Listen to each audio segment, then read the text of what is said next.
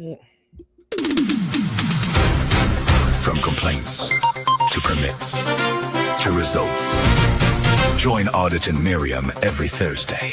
This is Double Degraded. Welcome to Double Degraded with Audit, LA, and Miriam.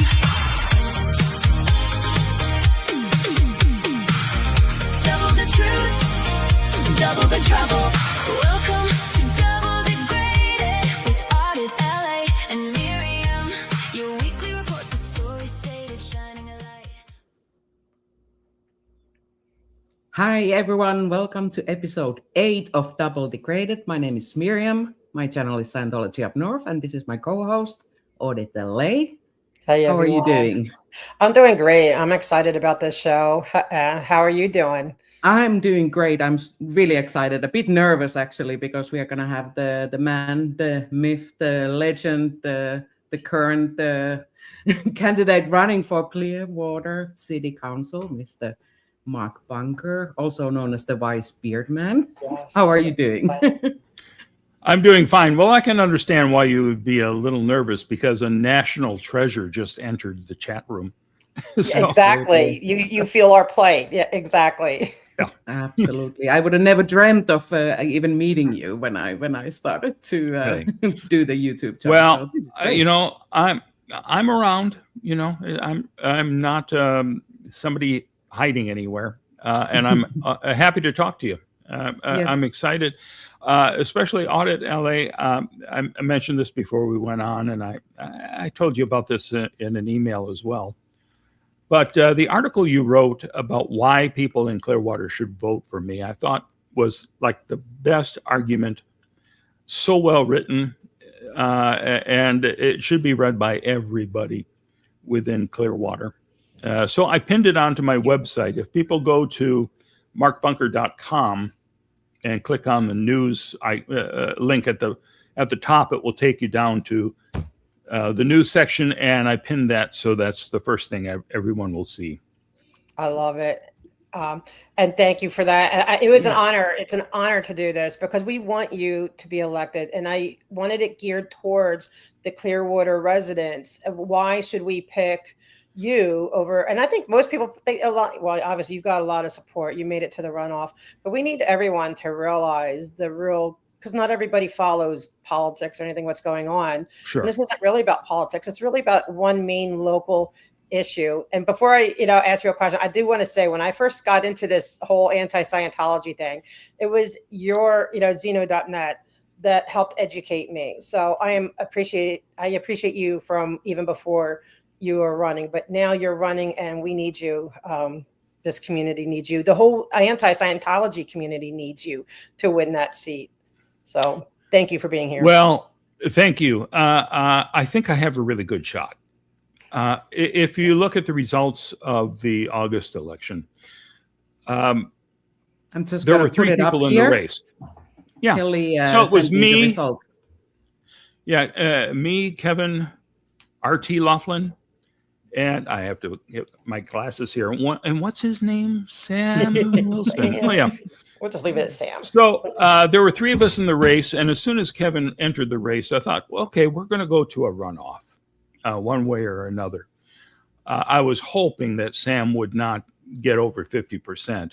And with three people in the race, I didn't think that was really going to happen. But he came close. But if you look at the combined votes that Kevin and I got, we were over 50%. So if Kevin was nice enough after the election to endorse me and to tell his supporters that you really need to vote for Mark Bunker, because Kevin and I share a lot of the same positions, and every forum we were at together, even though we were opponents, I always told him when he did a great job or had a terrific answer.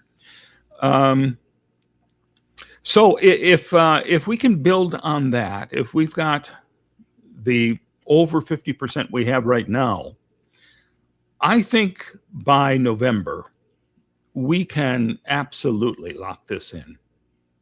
So I'm very excited now. I Can am you, too. And sorry, sorry, I just wanted you to, if you could just quickly explain the situation, the uh, the situation regarding the election, the different candidates, and what are the biggest questions around the election, just for the audience who are not familiar. Well, I mean, there's certainly all the basic problems that every city has: affordable housing, just affordability to begin with. It is far more expensive to live here in Clearwater than it should be. I think it's even more expensive than some of the other areas, cities right around us, and it doesn't make a lot of sense. But that's a big issue. There's all these various issues we need to deal with on the council. But the one that people always ask about first when you're knocking on doors trying to gather signatures to get on the ballot, first thing they say is, what are you going to do about Scientology? And that's, I think, why I've had success here, because I'm the one willing to stand up and speak out and take on Scientology. And I think it's important to do so. And my opponent, Sam Wilson, is right there on Scientology's side. It is absolutely kind of stunning to see this 24-year-old entering politics as a candidate for the first time. And he's had experience since a teenager. He started out, I think, volunteering for Lauren Boebert, and now he works with Anna Paulina Luna, congresswoman who is in this district. She represents Clearwater and the surrounding area. And so he's got all the GOP support on his side. Everyone from every council member, essentially, to Congress are getting behind him. Sheriffs, police chiefs, everybody. But I don't think it matters. I really don't. I don't either, especially at the end of the day. If you can get to the people, it's one thing if the GOP and the police organizations, all these things, if they say they endorse you, it doesn't mean, right, that every police officer or every person, who may be, Republican is going to vote the way their party or the endorsements, suggest. So it's about reaching the people one by one, individuals. And it is a huge problem in Clearwater. And I can imagine a lot of the opposition, we know that, right, a lot of money floods to, from Scientology, I'm sure, into Clearwater politics and Florida politics in general.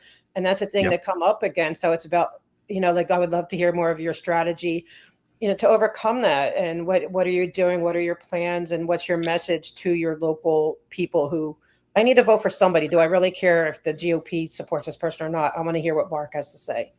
Sure.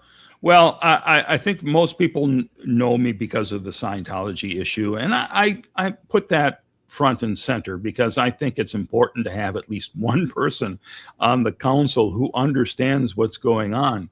I mean, if you look at what's happening right now in downtown Clearwater, after sitting on these empty buildings that they've been secretly purchasing since 2017, now they're suddenly going, oh, we're going to give you a great new sparkling, clean, and pretty downtown. But they're doing it through deception. I mean, they created a front group called the Cleveland Street Alliance, and they list all the partners in it, including developers and various people who are going to fill the buildings with restaurants and stores and things. So you got all these really top-notch people on the team, but the one person they don't mention is Scientology, who is behind the entire thing. And all the videos that they roll out to promote the Cleveland Street Alliance were put together by Scientology. They look exactly like Scientology videos. And if you looked at any of the videos that they put out, there were a couple big ones that were odd to begin with. suddenly one night on Facebook, people were asking me, "Hey, what's going on here?" And they had shot some, quick footage of everybody kind of gathering in the street in downtown Cleveland, and it's unusual to have Cleveland Street packed. So they were wondering what was going on, and I said, it's probably a Scientology thing, and it was. They gathered hundreds of Scientologists downtown to open up this little storefront to promote the good life, which is what they're calling this project to redevelop the downtown. And they did it exactly like an ideal org opening. And I put together a video showing you the exact same thing. People getting there in the street, very excited, clapping and applauding like crazy. And there's a countdown, and the confetti cannon goes off, and woo, it's the biggest thing ever for this little storefront. Yeah, real life doesn't work that way, right? Right. And this was a press event, but they didn't invite the press. Wow. No TV stations were there. The paper wasn't informed about it. They don't want reporters asking pesky questions. They want to get great footage to send out to the press to say, look how excited everyone is here in Clearwater about the developments on Cleveland Street. Well, okay, there's not that frenzy of excitement among the public, really. Related to that, I was thinking just before I put away the image here, what are the demographics in Clearwater? What is the voting percentage, and how many percent of Clearwater residents are actually Scientologists? Well, I think there's about 2,000 Scientologists here, roughly, and this happens everywhere across the nation. There aren't enough citizens going out to vote. And especially in a primary situation like August was, they're less likely to go to the polls than in November, when, they're deciding governor and all these other things here. So I believe normally it's around 20 to 25% of the voters actually vote. Mm-hmm. And I think in August it was around 14%. Those may not be totally accurate numbers, but that was the sense that I got from what I saw. Can I ask you, do they have mail-in ballots for the main election, or is it strictly you have to go in person? Because I'm coming from LA. I live here where they have mail-in. Or actually, I think our elections you can start mailing in as early as September 1st. How's it work in Florida? Well, so far, mail-in ballots have been legal, but there's somebody sitting in the White House who's trying to stop that, which is scary, because that is the way a lot of people vote, especially in the senior community. And I live here in a place that's a 55 plus apartment complex, and there are people who can't get to the polls. But they are the most dedicated voters. So if they remove mail ballots, it's going to really change the nature of the electorate, which is exactly what they're trying to do right now. And hopefully we can stop that.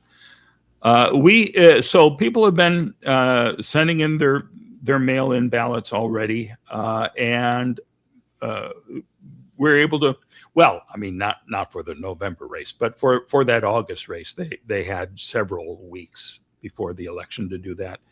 And there's at least a week's worth of, or 5 to 7 days worth of early voting, where you can show up at the courthouse and cast your vote. And that'll be the case in November as well.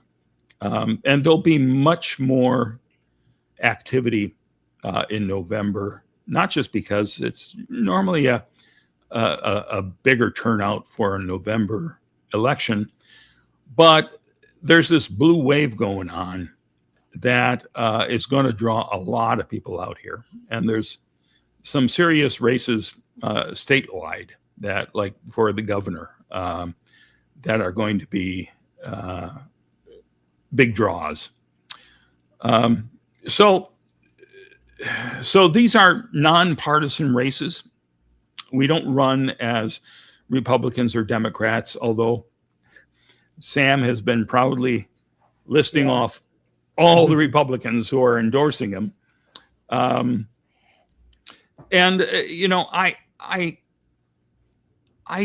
tend to, I've been a Democrat most of my life. Well, from the time I signed up to vote, I've been a Democrat, but I voted independently as well. And I even voted for Arnold Schwarzenegger when I was living in California. You have to have the governor in office. Yeah, I was here for that. So, and we don't deal with the big nationwide problems that we couldn't do anything about guns if we wanted to, for instance. So your main problem is that we have to deal with, and what we've been talking about is the Garden Street Scientology's expansionism, and which is very different from redevelopment or development of a downtown. And I would love to hear what you have to say. If you could really describe for the viewers, those who know and those who don't know, new people who are looking into what's going on. No, I bet you no one can more clearly explain the situation than you, to really, in a nutshell, tell us what is the real argument for people who are like their main reason to get up and vote in the weather or whatever says, I don't want this to continue. I don't want this to happen. Let's talk to those people right now, if you would. Well, people have been concerned about Scientology since they snuck into town in 1975. And people don't want to come downtown because of Scientology. And you'll hear that all the time.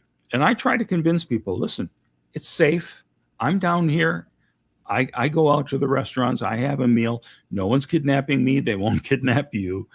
But they find it, people find it creepy. And I understand that. That's a word that continues to be raised by people. When I first moved here in 2000, it was creepy for me. We had, these Scientology security guards following us everywhere. I had PIs on me, and it was pretty damn creepy to be on the nearly empty streets, even back then. So at that point in 2000 or 2001, while I was living here, there was a referendum question about whether the city should lease the entire downtown area to an outside developer for $1 a year for 99 years. And it had to go to the voters. And it was voted down.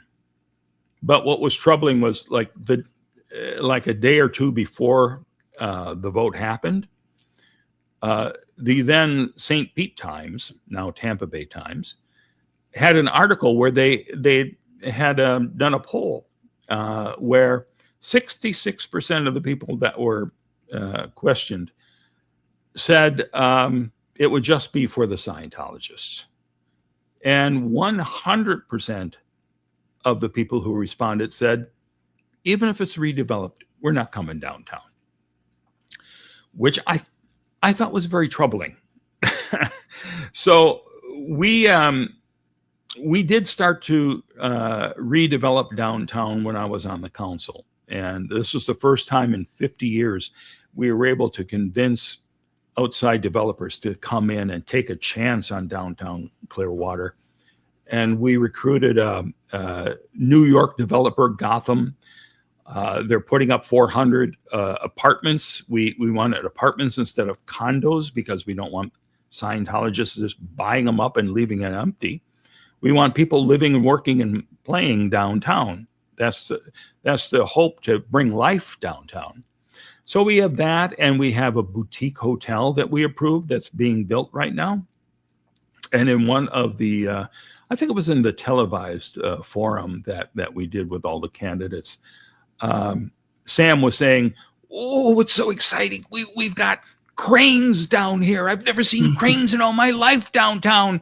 Yeah, because we got that deal done. Yeah. You know, Because of Mark Bunker and the council. and Wow. and you know, he did an appearance on the widely respected Kelly show, which is on one of these little pay for play radio stations.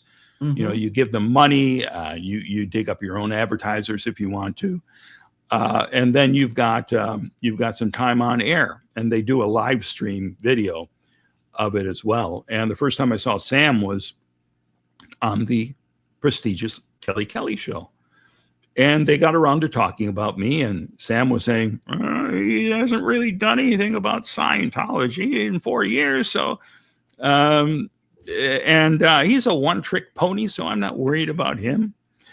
Well, you should worry, because I'm more than a one-trick pony, but that trick is incredibly important here. Hello, how are you?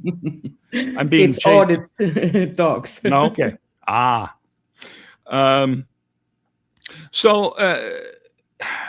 So we're trying to bring life downtown despite Scientology, and we're having some success with that. And we have county properties. The county's going to be leaving all of the buildings that they have been using downtown. And when I was on the council, we were talking about working with the county to make sure that Scientology does not get those buildings. We need to have a good footprint to develop despite Scientology. So that's been a big battle. That's up to the county commissioners, what they're going to do with their buildings. And it keeps going back and forth. We had a town Can we hall help here. with that?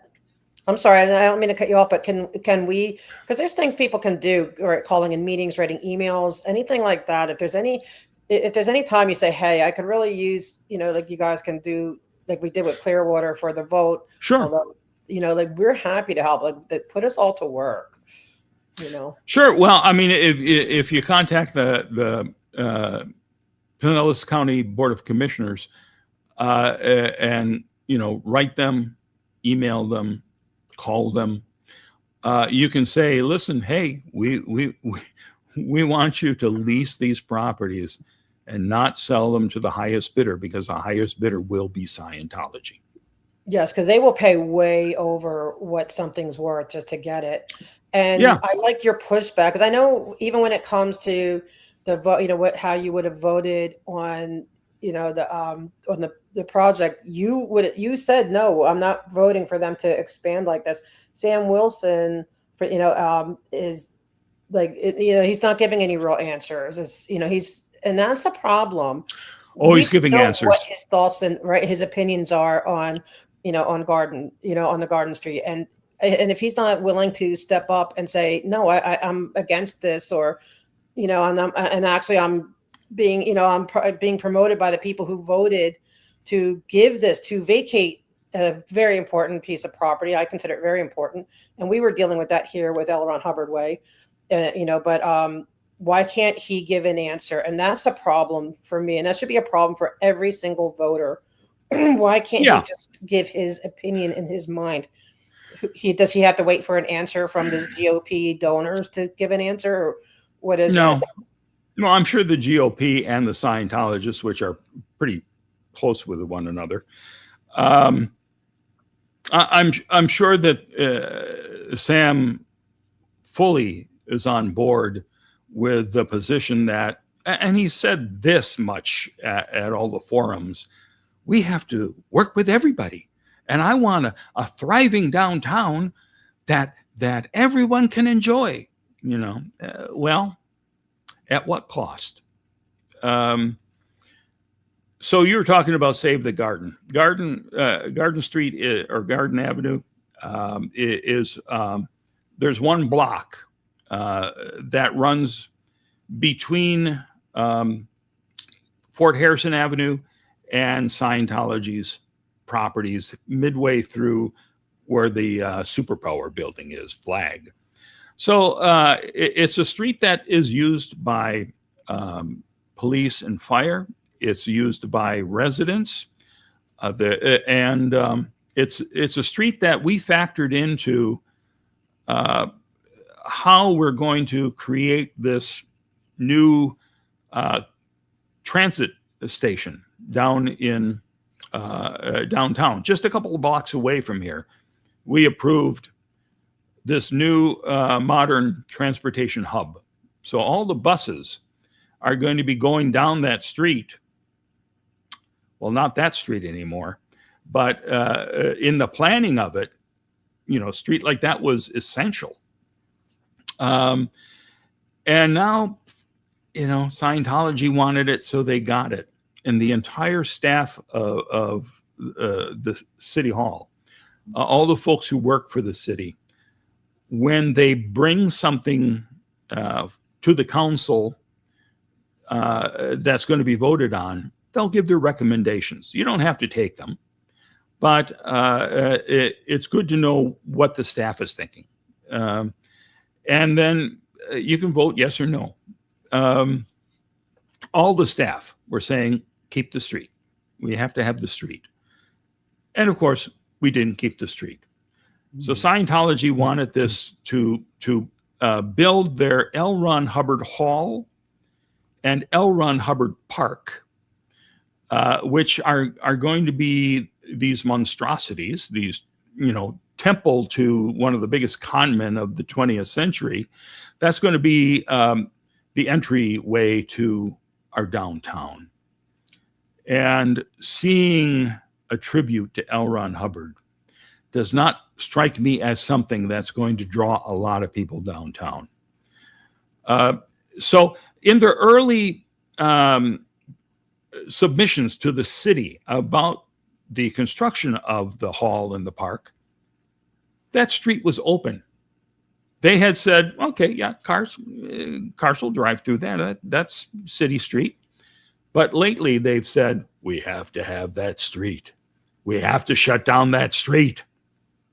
And right at the last minute, as this was being voted on at one of the council meetings, this group came forward called Save the Garden. And Brooks Gibbs is one of the people behind it.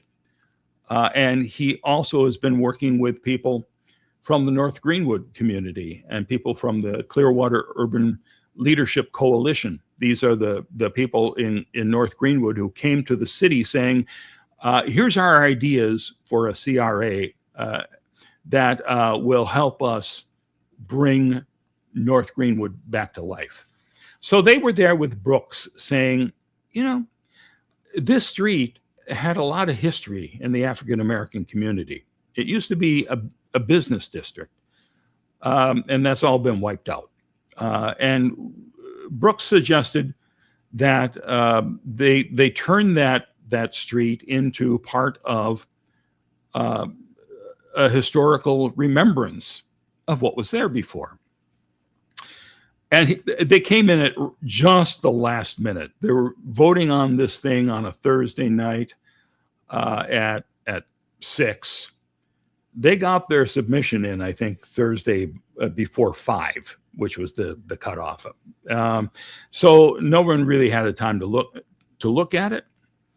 And Councilmember David Albritton said, okay, I'm going to vote no to giving Scientology the street now, so that this group can come and give a presentation and tell us their plans for the street, which really pissed off David Miscavige. He had this thing in the bag. He thought, I got my street. I can close off this street. Nobody can protest in front of the hall. And it's going to be wonderful. It's going to be a paradise for Scientologists. Was it at this point he had already had meetings individually with all the council members? Yeah. Miscavige will not come to City Hall to talk to anyone. And when you talk to people on the council about any project that you're working on or ask that you have for the council, you have to do it with individual council members because of the sunshine laws here, which makes everything public record. If more than 2 people from the council are together, there has to be somebody there taking dictation, and there has to be a record of it. But if you're just meeting individually with someone, you can talk freely. And you're also not supposed to talk to one another on the council about any of the issues that are coming up before us. We deal with that problem all the time here when people don't understand why they can't do anything. Well, it creates a meeting, and it's, you can't do that. So I love that. So, when I was on the council, David Miscavige said he wanted to meet with all the council members except me. He did not want to have me show up. I don't know why. I'm adorable. You're a lovely man. Yes. There you go. So by the time I left the council, though, he hadn't had those meetings. When the new council came in with Ryan Cotton replacing me and making this a very right-leaning organization, that's when Miscavige met with everybody and did his big dog and pony show about how wonderful it's going to be for Clearwater when we have this beautiful downtown, and all you have to do is give us Garden Avenue. We want that. We must have that. Oh my God. I have a question about that too. Did they, because from what I understand, they promised that the community, even with what they're doing on their property, is going to be open to the public. There's going to be a lot of access to the public. But from what I'm looking, none of that is in writing. It's just a promise in the air. And what's going to happen, and that's what I think I want the voters to understand, is that saying that that's what they're going to do. We know how much they lie. I've caught them in so many lies. We all have. It's different from it being in writing, a legal written document as to what the public will be allowed to have access to. Or, is it going to be viewpoint discrimination, all these things. And that's what I wish they would, I hope you focus on, is like, this needs to be in writing, because otherwise it's just words. It's really meaningless, because Scientology and there's so many ways for us to tell anyone how many times they lie. So, what do you say about well, that? that's true. I mean, if they're talking to you, they're lying to you. But when it comes to the promises that Miscavige made on the L. Ron Hubbard Hall, he's saying that school groups and all these different organizations can come and hold their events there in the hall. That will probably happen, because that's happening now at the Fort Harrison. And if they have a beautiful hall that they can invite everybody to, this is a key point in safe pointing Scientology. I don't really care about the neighborhood, really, but they have these front groups that are crazy about caring about the neighborhoods, and they will have these front groups invite people in to do programs on the dangers of drug use for Narconon and all these things. So I believe them that they're going to be opening it up to the public that way. Whether anyone off the street can go in for these events, well, I know I couldn't. And this L. Ron Hubbard Park, which is going to be pretty large and with monoliths around there with the 21 precepts of the way to happiness, L. Ron Hubbard's version of the 10 Commandments, because 10 really wasn't enough. So you go to this park, you're going to be seeing L. Ron Hubbard's words, chiseled in stone or whatever. And this is who other than Scientologists really want to go there for that? And even the Scientologists don't show up to the parks that Scientology already has right across the street. And when I tried sitting in a little park that was empty, which they usually use for the Winter Wonderland, when Leah Remini was here doing a 2-parter episode for Scientology in the Aftermath about Clearwater, we did a test. They had a hidden camera across the street. I went and sat on a bench in the park, empty park. I'm the only one there sitting on a lone bench, just quietly. We wanted to see how long it would take for the police to show up. And it really only took 5 minutes or so before the police were called. And we had 3 police cars show up there, not because the police are in Scientology's pocket, but because if Scientology is involved, there's going to be so much hassle. And when they saw, the first people saw, there's a film crew here too, and Leah Remini's here. So there's a lot of people there going, communicating with the chief, saying, what do we do? What now? What do we do? And they did the right thing. They said that they say you're trespassing and you have to leave. And if that's the case, you should leave. The woman who actually called them to say that I was trespassing is Sarah Heller. She is the woman who is the go-between between the city and Miscavige.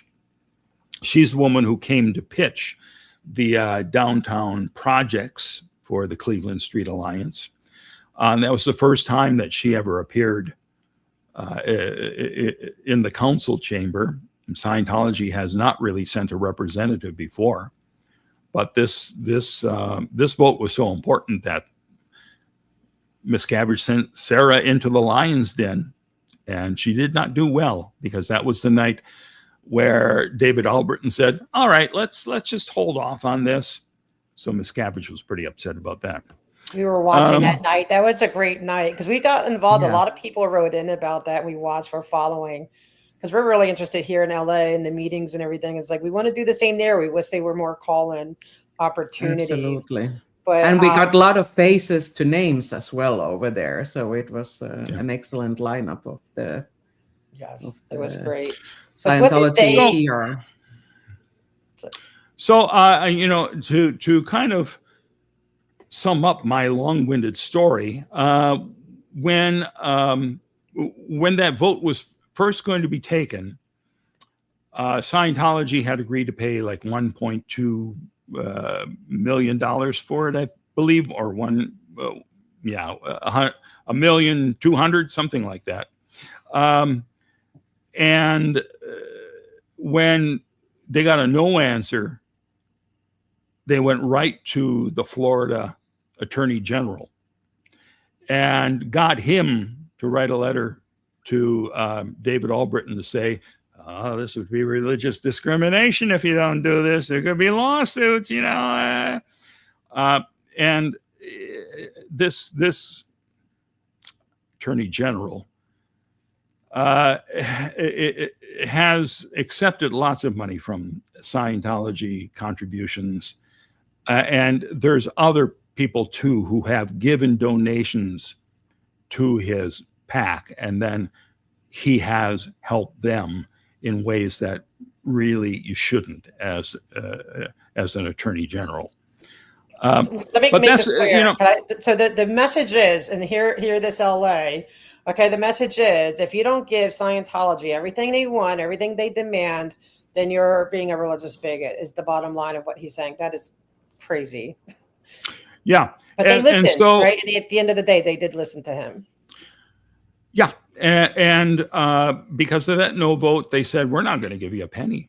And look, the attorney general said it's their street to begin with, even though our city attorney had written a 30-page document detailing why this was not Scientology's property. It was the city's property. But our council members who wanted this project to go through ignored the advice of our city attorney and just gave the street for free to Scientology. They said, hey, now that you don't want to accept our money, and now that we know this is religious bigotry, we want that street for free. So they got that street for free. Got it. Can we? I would love you to speak to because I want to try to get little sound bites for your voters because they're all going to vote for you. But can we let them know and let all of us know what does the city really lose out on? Because I know they're promising, oh, it's going to revitalize the downtown. What is your position on how that is not true and why it's not true and what to really expect from this this huge mistake, let's call it? I'd like to think that it could be true, that if we had restaurants and shops downtown, people would come downtown. I'm concerned about whether this is going to be Clearwater's downtown or David Miscavige's downtown. That's my big concern right now because David Miscavige rules Scientology like a dictator. And he is ruthless, which is the name of a book that his own father wrote about David Miscavige. So dealing with Miscavige is unlike dealing with anybody else who comes before the city. So there's questions. Will people come? I don't know. We have once a month we have the Market Marie where they set up booths on the street there, and there's vendors, there's people selling food, and people do show up for that. So maybe if that movie theater opens that they're promising, maybe that will be successful, and that would be a good anchor for the downtown. I'm not opposed to it because that makes a lot of sense to bring in a movie theater. But here's another problem with Scientology. Scientology announced with great fanfare and one of their amazing videos about the excitement of this new theater with the world's biggest screen, and every theater in there has Dolby sound and Atmos and all this kind of stuff. So really selling the thing, and they didn't tell the city about it beforehand. I mean, there were no plans apparently that were filed about this. They were blindsided by it, according to newspaper reports from comments from the council members. And now they have come after this announcement to say, oh yeah, there's 4 other streets we need. That's no way to be a partner with the city, which is what they say they want to be, but they don't. They don't want to be a partner. They want to be the victor. And do you think with that, can I ask a question about the theater? Yeah. Do you think that they would actually do it, regular movies, or is it all going to be mostly, or say a good percentage, Scientology movies being shown day and night? Like, I'm just curious. Well, I mean, if they were, I'd go. I'd love to see some of these L. Ron Hubbard films, but you might be in the minority. Yeah, it's going to be a regular movie theater. I mean, this is a chain that I think is primarily in the South, maybe around the Texas area, and they run a business. They have not just movie theaters in there, but they're planning a bowling alley and all, rock climbing walls and making it a big entertainment complex. So it may work. And I tell you, I would love to have a movie theater downtown. I doubt I'll go to that one. Only because I belong to the AMC A-list movie program where, like Netflix, you pay a fee and you can see 4 movies a week for free. So I drive 30 minutes away to a theater there to see something. And even if there's a theater a couple blocks away from me like that, I'm still a cheapskate. I don't want to pay, $15 or $20 or extra to see something on the world's largest screen. I'll be fine with the big screens over there. But if Scientology owns it, can I ask you, is it going to be the same thing? Because like here in Los Angeles, anything that's their property, they always have their guards, very intimidating. They're do you see that they would be invasive like that in the public area, or how do you see that happening? No, I don't. And they wouldn't own the theater itself. The folks who own the land would be leasing the land. and those are Scientologists, but I'm sure they're going to be conducting surveillance and interfering with all these businesses. It's what Miscavige does. There are cameras everywhere on the streets of Clearwater. Mm-hmm. There are cameras that can take a picture of somebody all the way across the Causeway Bridge on Clearwater Beach. And it's a high quality video where you recognize who they're spying on. I believe they have flock cameras too, if I'm not mistaken. That's a big issue here. Yeah. Yeah. It's not so much that Scientology is going to have their own security detail surrounding the movie theater, because they won't. When I went to the opening of the Good Life little storefront to promote the downtown, I thought, well, here's a property that's not owned by Scientology, so I can go in there. And I walked in, and I was immediately kicked out. And the majority of people working there were not in Sea Org uniforms, but Sarah Heller was there, and there was at least one person working as Scientology Sea Org security. Wait, I need to back up right here. So you're saying this business is not owned by Scientology, it's not on their land, and that they still were able to kick you out. So that's that viewpoint discrimination. Well, okay. Now, any business can tell you we don't want you here for whatever reason that they want to come up with, and if they tell you to leave, really you should leave. Of course. I see plenty of YouTube videos where people are being jerks, and the police have to come in and all this kind of nonsense. But I just find it odd. I guess the main thing is, though, that they're kicking you out. They're not Scientology, but they are in a sense, because they're telling, there's a reason they found out that their future council person's not welcome there for whatever reason. Right. That's Scientology involvement. That's right. Well, I say it wasn't Scientology's property, but it turns out that it's owned by Moises Agami, a big Scientology developer. He developed the condos that Tom Cruise lives in the top 2 floors.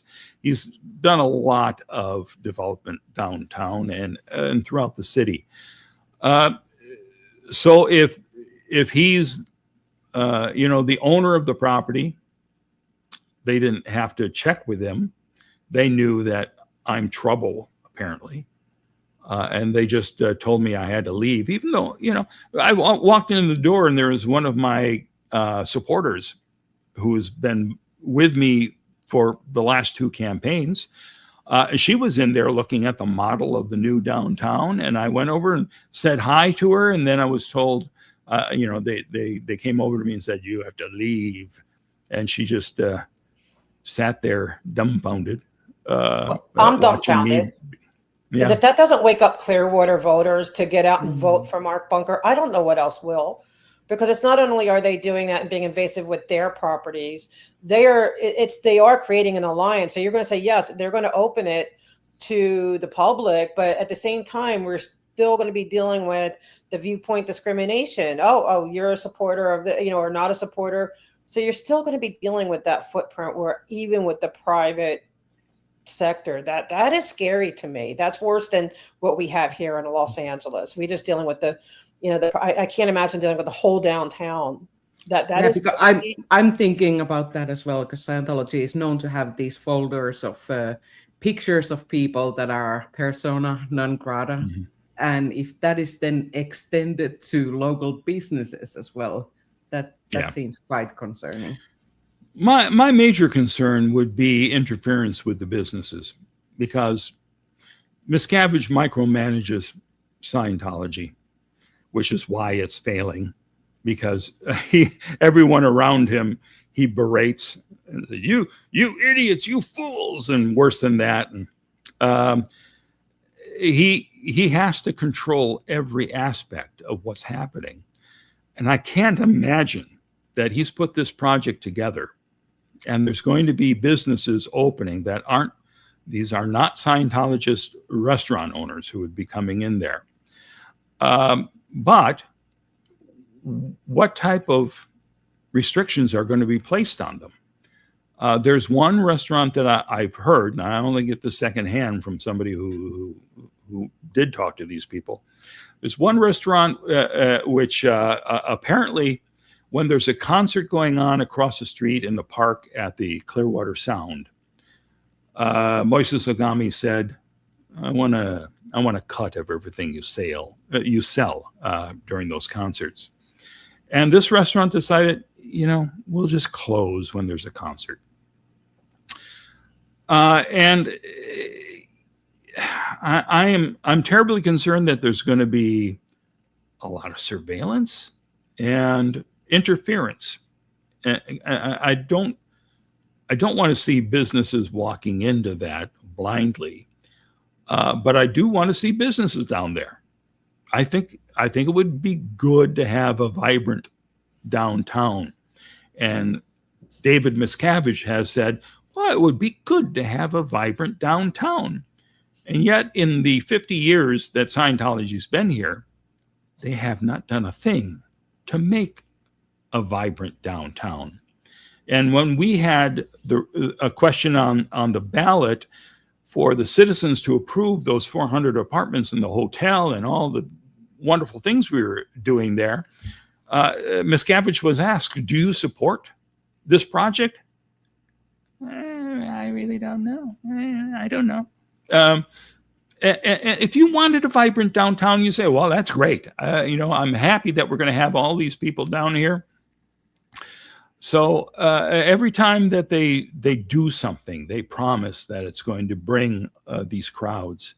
When they opened the Superpower building, well, when they broke ground for it in 98, they were promising when this place gets built and it's open, there's going to be tens of thousands of people in the street going to all the restaurants and all. It opened and there's nobody. It's still a ghost town. The Scientologists who come in from all around the world to do their high-level auditing here, they dine in the restaurants in the Scientology properties, like the Fort Harrison Hotel. They're kind of strong. The community can't go to that, right? I just want to, I could not go in there and have dinner there. No, it's not open to the public that way. Although, if a group is invited in to do an event, Scientology is happy to give them a free dinner.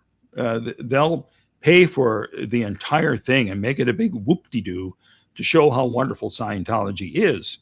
So it's hard for a nonprofit who, is just skating by trying to do good work to say, no, I don't want to go there for my event. You go, you got a great place. It looks beautiful. They're feeding you delicious food. So it's easy for them to go, well, it wasn't that bad. They didn't kidnap just us. Once. Yeah. Just a one time. But this conversation, I really am seeing even more so, like Clearwater, why you need to vote for Mark Bunker is that one, all the issues because you've been involved, you've been part of the voting of all this stuff. You've been part of the development of it. Sam Wilson is just walking in, looking for a seat to fill to launch his career, possibly. And that's very different. We need someone in there who not only understands Scientology and understands the community because you've been in it, living it, and work, doing everything you do there for so long. And so, all the nuances. Like, I'm learning so much just by hearing from you and you talking to us. So the community really needs, Clearwater. You need a person that understands it, who gets it, and who's willing to stand up for what's right for the community. And I think you're very fair-minded too. Like, you're not sitting here just saying, "Oh no, they're never going to allow the public." You're very fair, and I love that about you. And I think the community could say, yeah, like, we listen to you, and it's Wise Beard Man, and he's going to tell you the truth, whether it's good or better. You said, yeah, they're going to do a little bit right, but here's what's wrong. And I'm not one who likes to always focus on what's wrong. I love to be the positive, like, hey, let's focus on what's good. But sadly, in this election, we really do need to focus on what's wrong, what's bad, what needs to be fixed, and why you are the man that they need to lead Clearwater and the downtown projects to that better day where it is a more inclusive and a vibrant downtown that is not just Scientology dominated. Yeah. Well, I mean, that's what got me on the council to begin with, and almost got me reelected, except, Scientology spent a lot of money along with the GOP to get Ryan Cotton taking over my seat.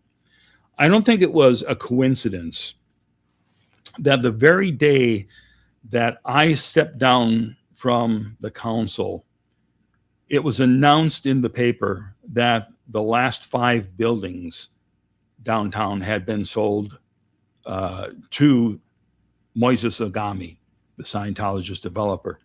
And that included the tower where City Hall now is. They closed our old City Hall because it was outdated, they outgrew it, and it was riddled with asbestos. So they shut that down, I think around 2017, maybe a little bit before that. And they've been leasing 2 floors in this tower for $500,000 a year. Now we've got a Scientologist who's a landlord. And if you know anything about Operation Snow White or any of the activities they've done, it's not good to have Scientology have access to a key to City Hall. So thankfully, one of the things that we did was finally agree to build a new City Hall, which is opening in the next month or two. And it will be a place that Scientology cannot buy. But they can buy the politicians who sit on the council. And that's Very the problem. true. So that's why we need the people to stand up and vote for, forget the money, vote for your heart, vote for your community, vote for Mark Bunker on November 3rd. Yeah, we've got 2 solid votes right now for Scientology. Ryan Cotton and Mike Menino seem to be all in on anything David Miscavige wants to do. You need 3 votes on the council to get anything approved. If Ryan Cotton, if Sam Wilson gets elected in November, Miscavige will have those 3 votes. And it will be smooth sailing for him, whatever he wants after that, which is the troubling thing. And I hope that we can stop that. Not because I'm opposed to redevelopment downtown, but because I don't trust Miscavige, and no one should. He has stabbed us in the back repeatedly, and he's still continuing to do this with his shenanigans, saying, hey, we're building a movie theater, and then a month or 2 later saying, okay, now we need those streets. You need to close them down and give it to us like you did Garden Avenue. Yeah, I want to hear more about that in a second, but I want to make one point is that there is a difference between redevelopment and expansionism. And I'm sorry, this feels like Scientology expansionism rather than them really trying to redevelop it downtown, because redevelopment is an amazing thing when you have willing partners with the right, who want to work together for that better outcome for the community. But can you tell us a little bit more about these 4 streets and like, what does that entail? What would that mean? Because it's already, it's like 1 of 5 arteries is already given over to them. I mean, I think it's kind of like Garden Street, where they're asking for a block here and there so they can build the movie theater. And really, you should have come to the city before that and negotiated this thing before announcing it, and then coming to the city and saying, okay, we want our streets now. That's no way for a partner to do business. You lay out all these plans and make agreements in writing before you make any announcement of something like this theater. But if Sam Wilson wins, they'll get what they want, likely, right? They will keep giving away and giving away streets, sidewalks, all these vacations until people get tired of it and, and they decide to go against it. So that's why it's important to prevention, right? Is worth a pound of cure, they say. Let's prevent this and get you into that seat. Then they're going to have a harder time fighting for that. That would be good. So we have viewers all over the world. How can people support you if they don't live in Clearwater? Well, as far as making donations to the campaign, anyone outside of the U.S. can't do that. I think just learning about Scientology and sharing with other people, sharing stories about the race, and just about the insanity that goes on downtown. I think those are fascinating stories. The more people know, the better. And one of the things that Sam said on the lauded Kelly show was, I haven't done anything about Scientology. Well, starting in 1999, I started documenting how Scientology operates on video. He was not born at that time. Right. No, he wasn't. I was the first person to be shooting video on Scientology, and one of the first people putting video on the web in any big way. And we captured some amazing footage that shows how Scientologists operate. When they surround me on the street saying, "What are your crimes? What are your crimes?" Anonymous comes along in 2008, and they're starting to lay out plans for putting sugar and gas tanks at the Big Blue building in LA, and all sorts of these things that were, not really legal. And I came home from work at the TV station at like 2 a.m, and I made a video to them saying, listen, you got to take this seriously, because Scientology means business, and you're anonymous now, but they will hunt you down and find out who you are. They are serious about that, and they started doing that. There were people, and this is a lot of teenagers too, still living at home, who are part of this, and suddenly someone would show up at the door with a subpoena, or just letting them know your son or your daughter is involved in this dangerous group. But I made a video to them saying, okay, do this peacefully. Go out and picket. And they listened. I thought they would turn their anger on me and just start ripping into me, but they said, hey, this guy's right. And over the course of these past couple of decades, with Anonymous coming out, and then Tom Cruise around the same time jumping on Oprah's couch, that allowed the media to start doing stories about Scientology again. Back in 1999, I went up to LA's headquarters, CNN's headquarters in LA, and talked to them about Scientology, and they said, we put together 3 stories that were ready to run, and our lawyers wouldn't let us put it on the air. And that was the period in the 90s where, for 10 years, Time Magazine and Scientology were in this massive lawsuit. So it silenced all other media. No one was talking about it until South Park does an episode about Scientology, and at the end of it says, sue me, and they didn't get sued. And then Tom Cruise is going nuts, so they started to do stories about Tom Cruise in Scientology, and then it all started snowballing from there. So those of us who have been involved in exposing Scientology or educating people about Scientology, we did a lot of work to get to this moment. And I believe I've continued in that same vein while I was on the council.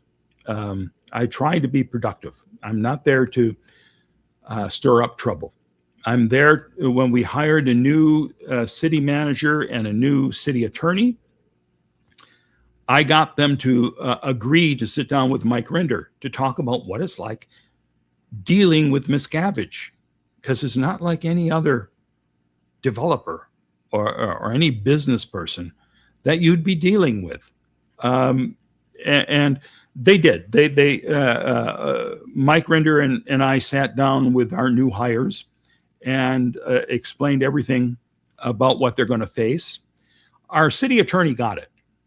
Our city manager said, hey, back at my last city, I'm dealing with these big egos who run sports franchises, and I can deal with this. No, you can't. No, this is something entirely different. But he wouldn't listen. Just the whole entity of Scientology is difficult to deal with. Their Sure. lawyers, just the way their magazines, just every element of it is. You need to know what Scientology is, and that's what your Sure.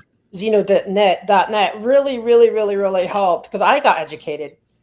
Yeah, just a correction. Zenu.net is the website for Andreas Heldel Lund in Norway. He passed away a couple of years ago. That one is still online. I had a website called Zenu TV. Zeno TV, which forgive me. yeah. I got I used to have my notes, but but what I'm saying is all that, like you're like coming from the back to where we're getting educated. I just got into this 3 years ago. I only knew very minimal about Scientology, but it's all of our education's being built on people who have been there for decades. And I love that, and not only do you educate us, but you're also got involved locally, which is what, I'm trying to do too. And what I think people should do. And I love that. And I think that's why it's really like, we really want to see you win, because it is a scary thought to see them expanding anywhere. Like they should be decreasing their footprint because of just the different abuses.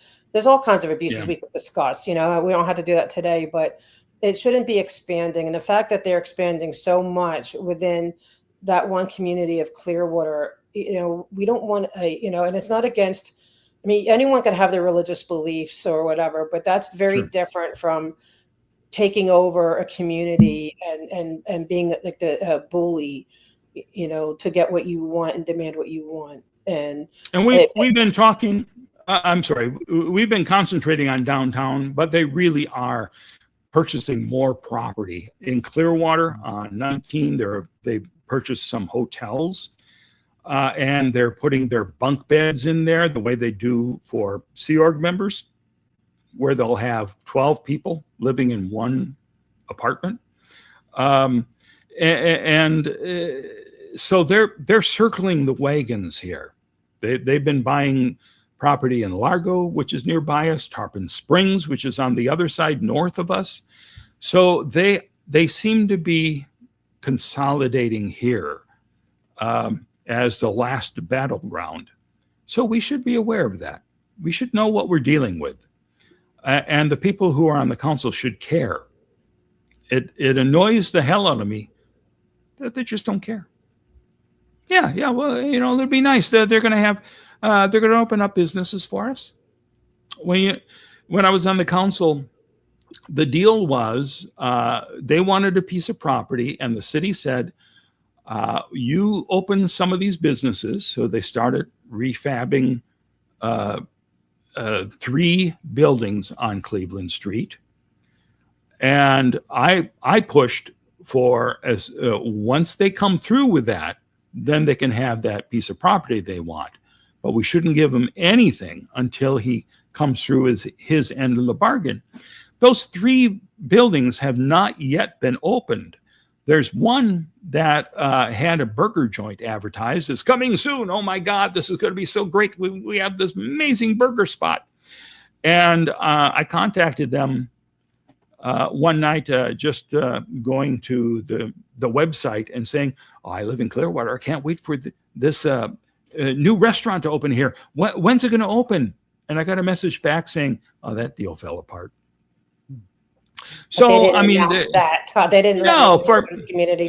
For like 6 months, it was saying coming soon, and that's another problem as well, because the deals that they want to make are probably not the best deal for the businesses. I'm of the belief that anyone who comes to open up a business downtown is taking a huge risk. that we're not sure if the public's going to come down. So the owners of these buildings should not be charging top dollar to open up one of these properties when there's a real gamble on the business end. Make it possible for them to open, and then if it's successful, you jack up the prices. I think that's a reasonable thing to do. But if they're going to be strong-arming people, I'm not sure how easy it's going to be to fill all these buildings. And it's not like Scientology has an incentive to fill these buildings or businesses with anything that's not Scientology related. So they're not really invested in getting these businesses down. But I like the fact that you are speaking of strategizing what to do. And that's what's needed. You're right. Like if they have a short-term lease, low, just to get in, see how it works, and then then you can negotiate beyond that. But you really need a board that's committed to the actual downtown for the people. And you're right. If you're saying that, like if people are thinking it's creepy, and I feel that. I can feel that for them, because I know it's creepy going around Big Blue, and that's not like restaurants and all that stuff.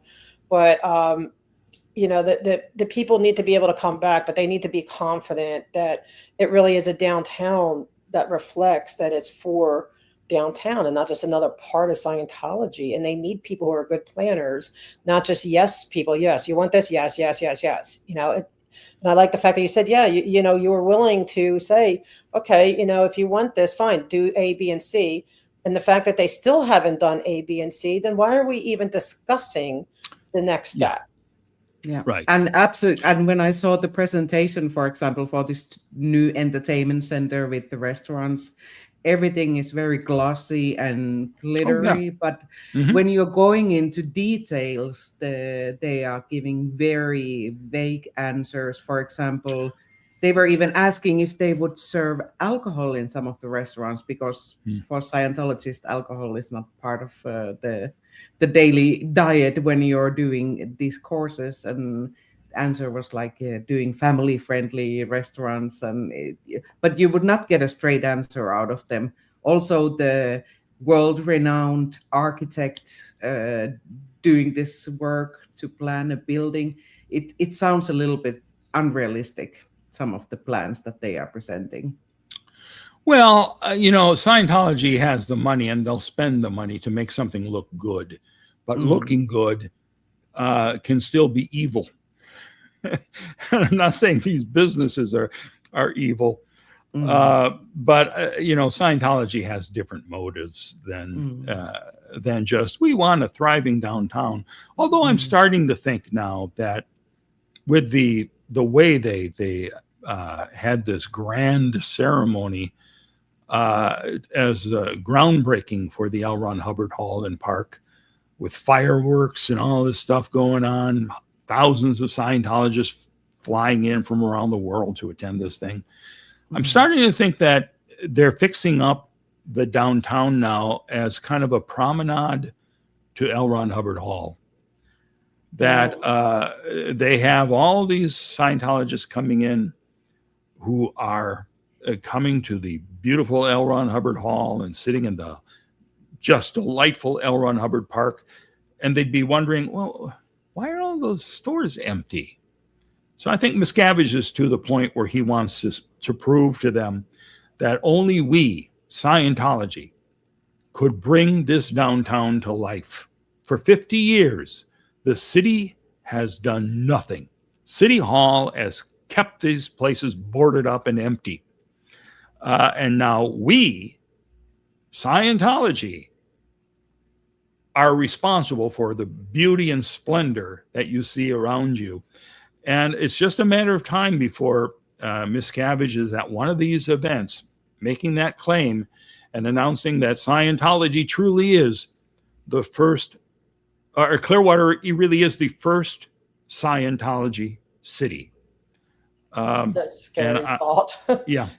How do you see the Save the Garden initiative now? Because I can see that at least on the latest update on the homepage, it looks like they are getting close to reaching the amount of signatures as well Yeah. as the funding. Right.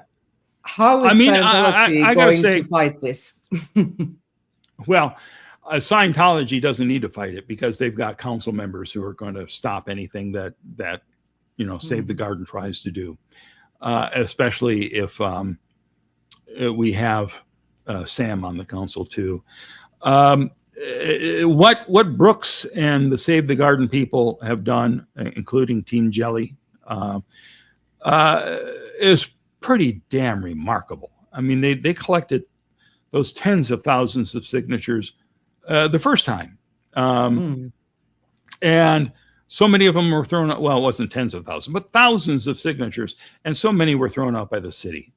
So they're getting those 7,000 voters' signatures that they need now, but they're going to continue and get a couple thousand more just to make sure.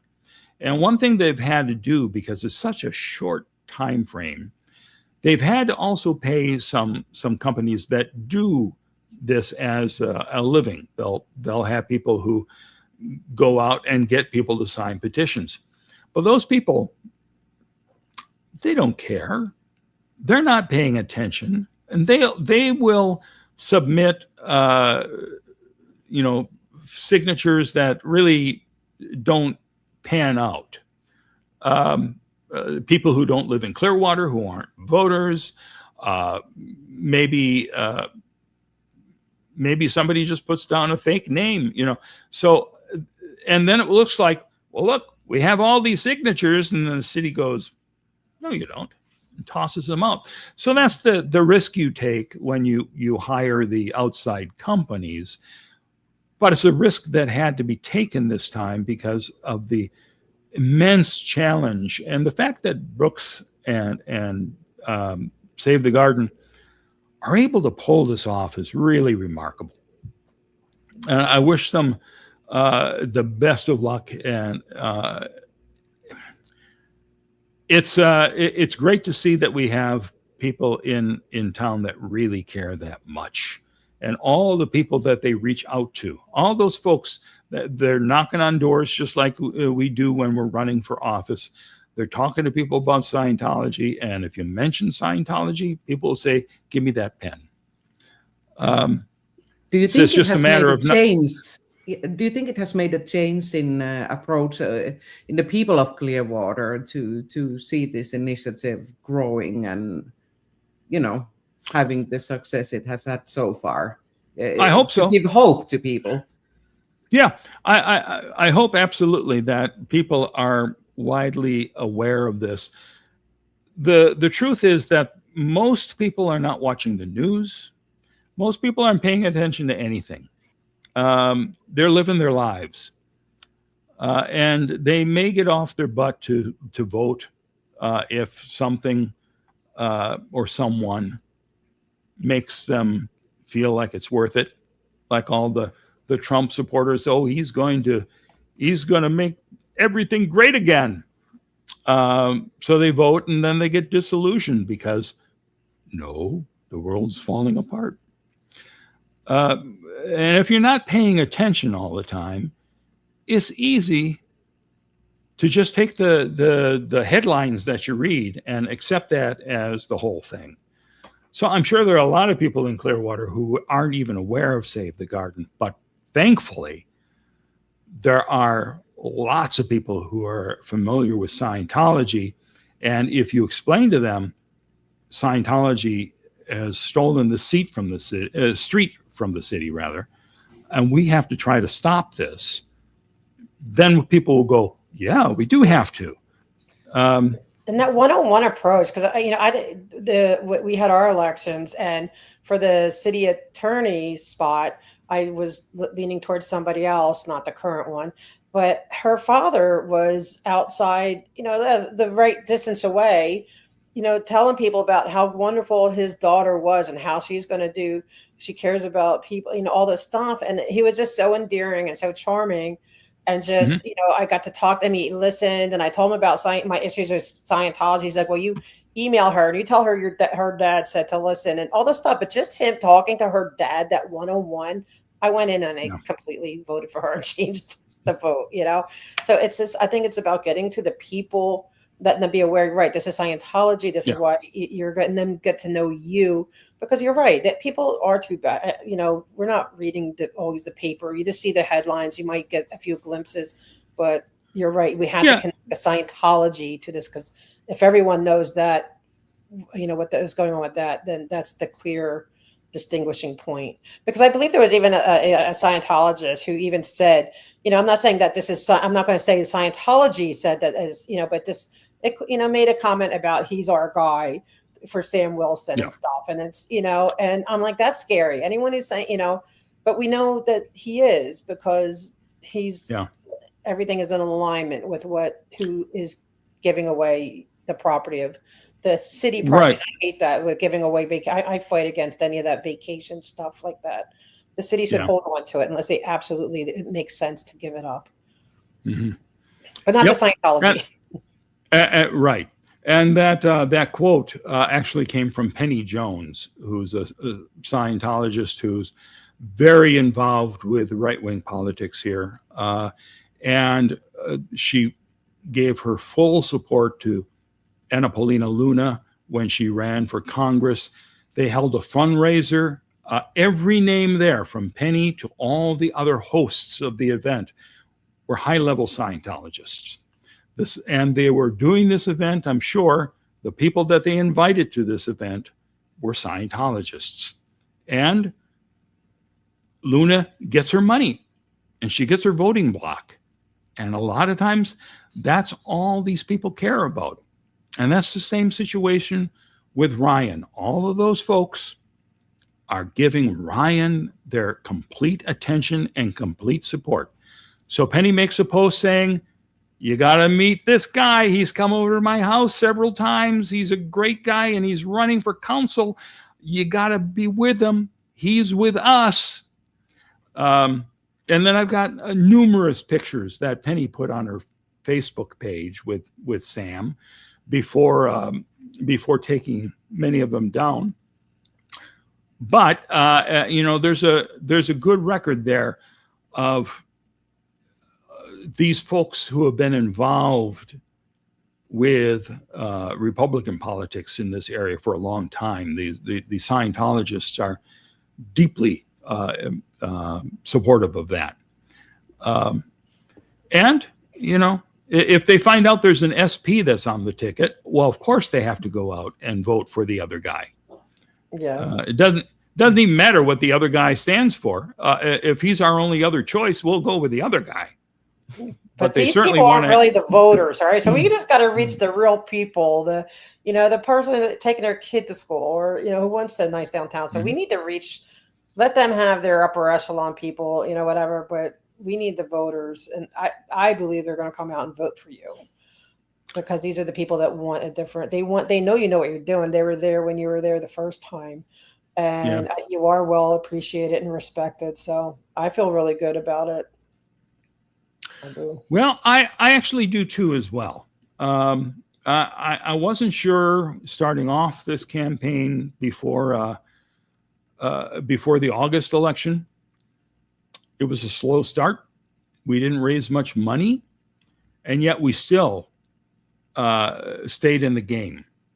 And now I've got far more community support. As I said, Kevin's voters are being urged to vote for me. If we had just those voters, we're over 50%. And we have to grow from that. And I have lots of people in the community now working to get me back on the council. Not just because of Scientology, but because of all the other issues that I supported when I was on the council. You did a lot. You're getting a new, I know housing issues, the apartments, the new city hall. These things are what matters, and you have the experience dealing with it. So you're right. It's not just Scientology. You have that experience and a good record. It's just they just don't want you because you're, so Scientology's putting all this money. These people are putting all this money just to fight an SP, which is so crazy and ridiculous. But it's going to backfire like most of their stuff does. Absolutely. Yeah. And I just want to say though about the about this new Garden Avenue thing, that on Saturday here in LA, they're preparing for some big event. I think they're going to show the documentary, the movie of this whole supposed victory here. So unfortunately, we're going to have to deal with them here on Saturday. And they're preparing for like a huge showing. So I think they're going to be flying probably everyone up from Clearwater to here for the weekend. Yeah. Well, they're not flying them up. They force the the wealthy Scientologists to pay for their own flight and lodging. But they tell them, you've got to come for this. This is important. Yeah. And then John Travolta can load up his jet and bring some people too. So it's true. I wonder if they'll be here. But yeah, so they are really pushing it really quickly, and that's why I'm hoping to Save the Garden really works and we get some. Like, can you explain a little bit, like Save the Garden, they're doing the petition. So people who may not really understand what could happen, what could be the outcome, say they're successful in all the numbers and they get everything. What would the next thing look like? Well, I don't want to misspeak here. I know that there's 2 petitions going out there. I think one is a voter veto. And that is getting enough names so that the voters can decide, no, that vote you took giving Scientology the street, we reject that. I don't know if that means they won't be able to vote the same way again the next meeting.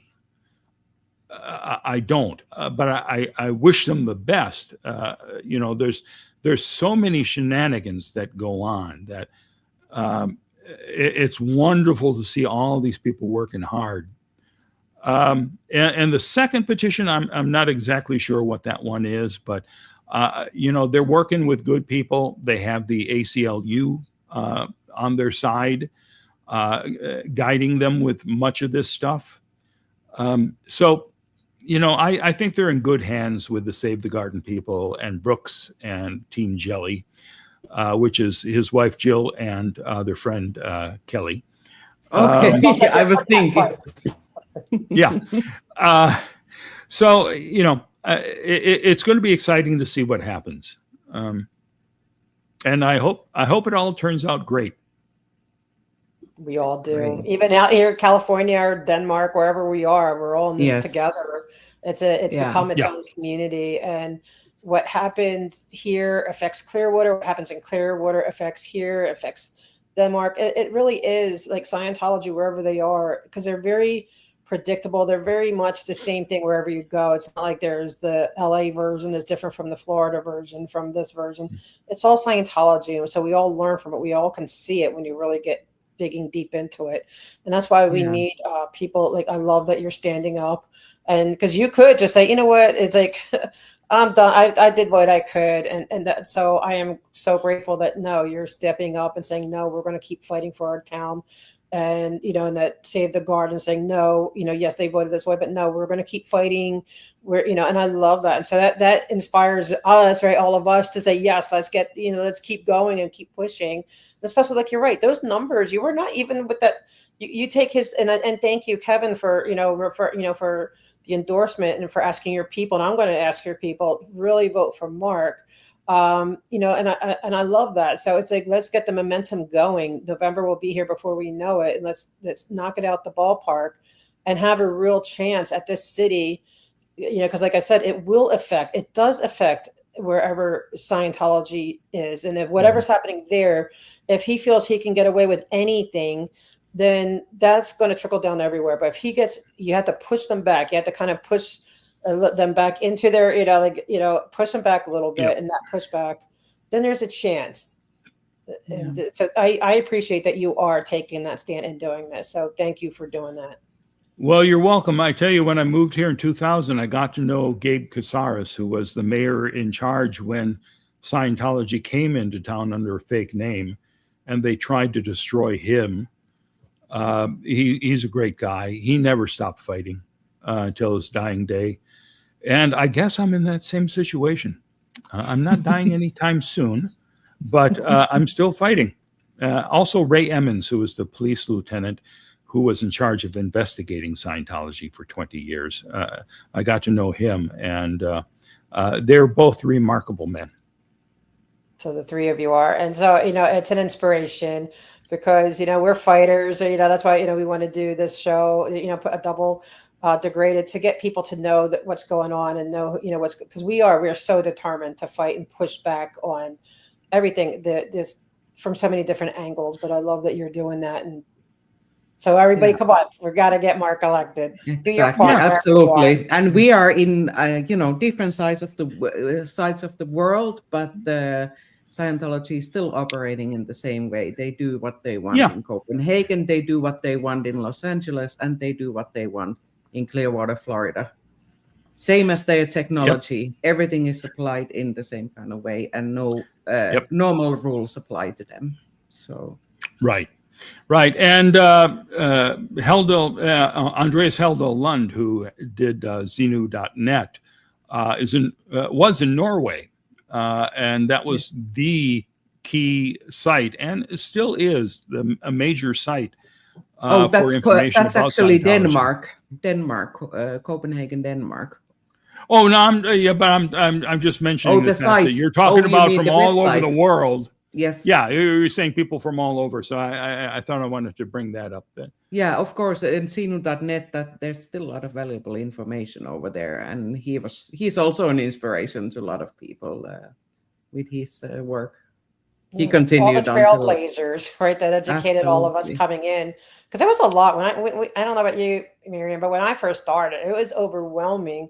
I just got a little introduction to them when I was on a CPAP police advisory board, and it's like, this is a little bit like, what is this? And then to learn, but there's so much to learn because it's such a different culture. It's a different. It's almost mind numbing to with how they are and all the just how they do things and just what they get away with and stuff. So it's great that we keep and then we keep educating. That's why I always want to gear. We both want to gear everything to like, what if new people are listening in? Because it's starting to expand even on on TikToks. We had these kids, whether you're for or against it, whatever, not, it's interested in, doing these run-ins, but people it's expanding the message. And so there's going to be a lot more people listening and, we need them to know, but we need the people who are from the before to keep training. So we need wise beard men, and that's what Anonymous dubbed you back when you set them straight. And so now you can, I'm glad you're still doing that for today. But that's the wonderful thing, and the reason why Scientology is shrinking is because more and more and more people have been finding out about it and going on TikTok and going on YouTube and making their own videos telling a whole new audience about it. And that's what Scientology can't fight. There's no way to stop that. And that is what causes Scientology to dwindle. Because who's going to join Scientology now without doing a Google? Well, what's this Scientology thing? Not from America. Not going to go. My concern, though, is that they're trying to reach out with the R1 visa piece, but that's another discussion for another day. In other countries and stuff. Or, I know right now today we just have to focus on Clearwater and helping Clearwater push back on their expansionism, because it's not redevelopment from David Miscavige's point of view. He doesn't care about that.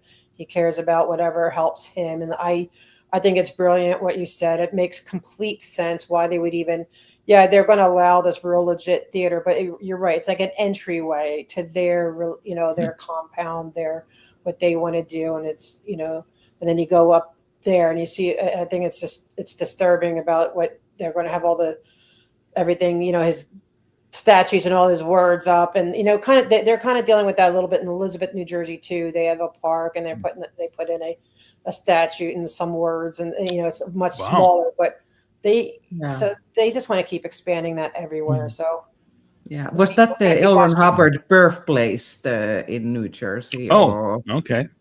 They have two houses that they've restructured. They got a park.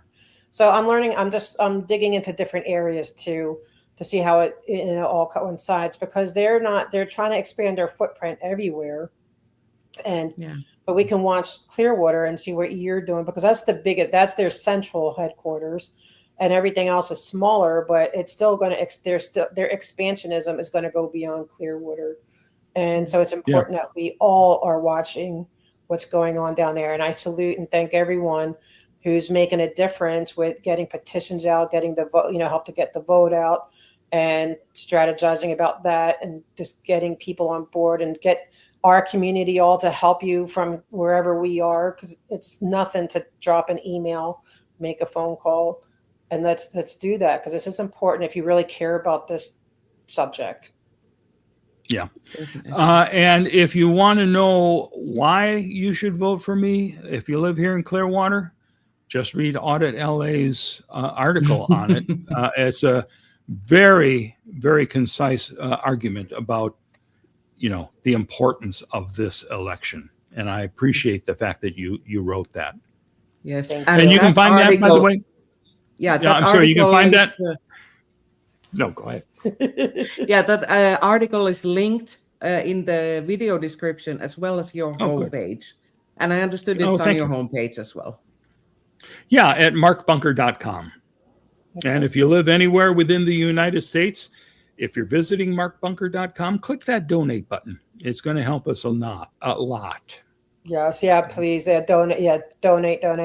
Yeah, and I'm glad. That's why I wanted that to gear towards the voters, because we all know why it's important from our point of view, but just the average voter in Clearwater who is busy living life, there is a huge difference. It matters. It's going to be a huge difference in your community, Clearwater. If Mark Bunker doesn't win, you will regret it. You will, you'll see the difference, and by then it's too late. So it's not too late. This is the time why this is all still in transition, right? All these, these deals are still in transition. There's still a possibility for it to go maybe turn the other way on certain things. But you need somebody in there who understands the process, understands it, has the passion and the stamina to really stand up and do it. But he's also going to deal with the other things, with the, get the housing costs down and get businesses, independent businesses going. So it's not just that he has a history of doing. You have a history of you're not a one-trick pony. You are, somebody who has dealt with all the issues. You come to deal with all the issues, and I feel you're very fair. Like I said, I think you're extremely fair, in your approach and everything. So I think you're absolutely, without even the Scientology aspect of it, besides that, you're just a great candidate, period. So let's get him in there for all those reasons. And thank you, Mark. Yeah, thank you. I'm not sure if there's a little delay in this video, because I keep clearly interrupting everyone all the time. So maybe there's some, delay from my side. But I was thinking that should we take some comments and questions, because there's some questions for you if you have time for it. Sure. Are you pressured? Okay. Yeah. Unless you still have something, Audit, you want to. No, I just wanted to make. I'm ready for questions. Okay, let's do that. I just want to show here that Kathy gifted the memberships to Audit LA. Thank you, Kathy. Haggis is giving a lot of respect for Mark Bunker. Awesome, Haggis. Yes. Suck Toffin is saying elect Mark Bunker and defeat Scientology in Clearwater. Please. Yes. We have Lara in the house as well. Yes. Lara, nice to see you. Yeah. And Kelly BC, our moderator, is saying we need more people in Clearwater to get out knocking on doors on Mark's behalf. That would be nice. Absolutely. Antics of a Mama Squirrel is asking, did Mark Bunker know Sean Lonsdale? No. I was not here when he was out on the street every day. I followed the stories about him, and it was a tragic end for the guy. I don't know if you're familiar with Sean Lonsdale at all. No, but he was a resident here, and he sat out on Cleveland Street with his camera and recorded all day long, all the Scientologists walking by, stuff like that. And it really got on Miscavige's nerve. So they tried everything they could to get rid of him. And eventually he allegedly committed suicide. One way or another, he's gone. And that's a sad ending. But it's tough, especially. I mean, he apparently was living on the edge. It's hard to struggle, living paycheck to paycheck, all that kind of stuff. I think that was an issue, employment for him. But he certainly drew a lot of attention, and he drew a lot of fans on the internet. Okay. And when was this? Was it on this or? It would have been before I moved back in 2013. So I'm going to guess roughly around 2010, somewhere around there. Okay. Need to look into that. Yeah, she's asking also another question here. What advice would you give to someone speaking before a council to make them more effective? Well, have a good argument. Don't just say Scientology is evil, but explain what the problem is and why people should be concerned, and things you could do to help, and things that the council could do to help. Ask them give them a specific ask. Yes. That's great advice. Antex is she's one of the callers we call into Public Works and Police Commission and all that here. We would love to do that in Clearwater, but they don't have Zoom access. It's all very local. But yeah, so that's great advice. Thank you. Yes. And Kelly saying Mark has a whole new website. Check it out. Woo-woo. Definitely go. markbunger.com. Yep. Awesome. This one's going to be more interactive, so I have a chance to be putting up blog posts and responding to people in real time. Great. So, yeah. That's great. Yeah, I really believe it's that personal touch. Yes, and it looked very nice, very professional looking website. Well, the other site I had was far more professional looking, but this one is something that I have access to that I can easily upgrade, because it's the type of site that I built in the past for myself. Yeah. Haggis Basher is asking, are these laws in Florida that say if you are building something and it is contingent on making somewhere public space, you cannot trespass or control public access? Well, if it's Scientology's property, and this goes for any business, even if they have a park for the public, like the L. Ron Hubbard Park supposedly will be, it is their property. So if I were to go in there and sit on a bench there, they'd call the police. And if the police officer said, do you want him to leave? And they say yes, then I have to leave, and I should leave. I mean, but that's part of this vacation, right? The problem is that now they're going to be doing that to anybody who wants to go down that street, right? That'll be their property. You won't have that public access anymore. Yeah, well, they're going to close off that street. They're going to make that. They're saying they needed it because they want to do valet parking out there. Well, if you look at all the theaters on Broadway, major theaters everywhere in the world, there's busy, active streets right in front of all of them. You don't need to close off the street to have somebody come to a hall for an event. But that's their excuse. And they're saying it'd be too dangerous. It'd be too dangerous for the Scientologists to have that street open.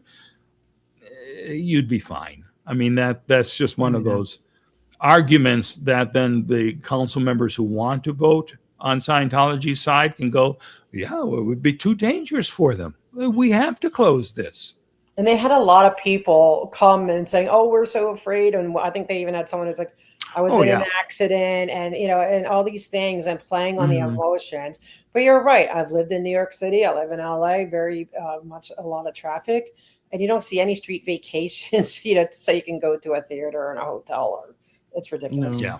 And it seemed that they were trying to paint a picture of potentially being victims of some kind of violent hate crimes and attacks. Yes, it's nonsense. They're victims. Gator's biggest fan is saying, "I live in Clearwater, and I proudly voted for Mark and will vote for him in the runoff election." Make sure everybody you know does the same. Yes, Talk and to all Gator, your if you guys friends, can, family members, neighbors. yeah, another thing that people locally can do is to make sure everyone got their mail-in ballot and help. Like, say if there's some elderly people and they need help. I mean, you can't go telling people who to vote for. I get all that, but you can make sure that your neighbors, that everyone got their ballot, that they mailed it in. If there's senior people maybe that are, they can't even. It'd be hard for them to do that. Right. There's ways that people can help them to facilitate that, because everyone should be voting.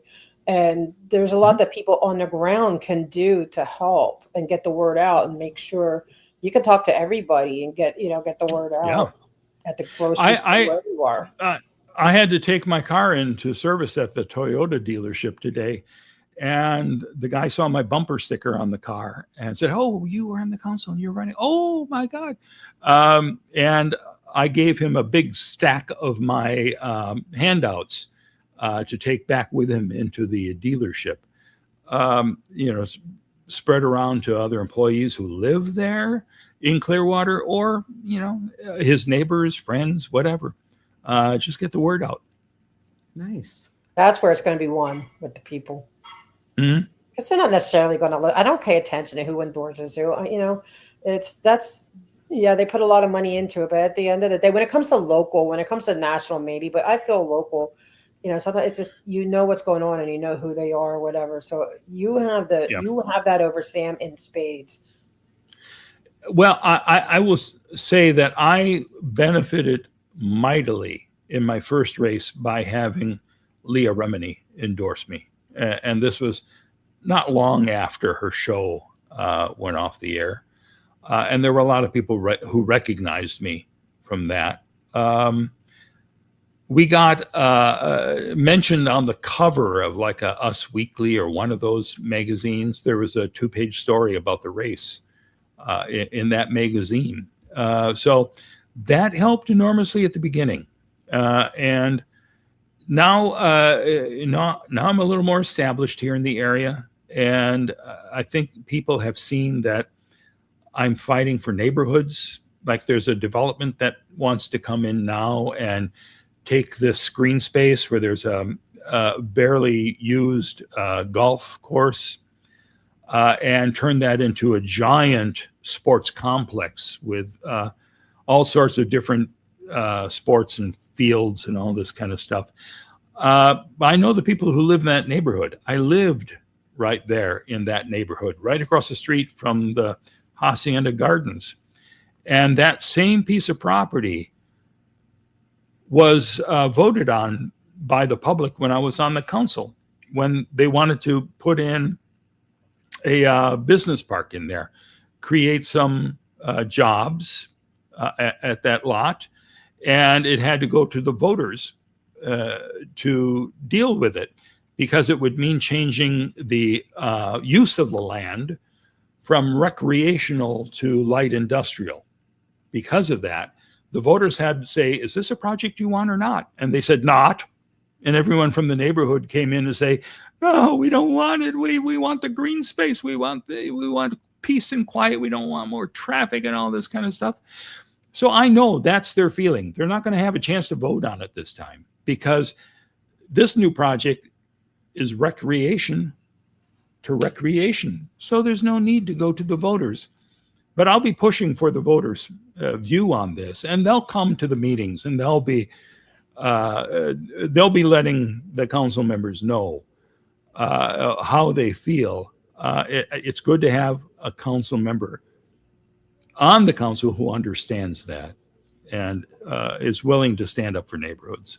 I think that's great, because here in Los Angeles, our city council, it's like you can't even get them to listen during public comment, let alone to what the people want.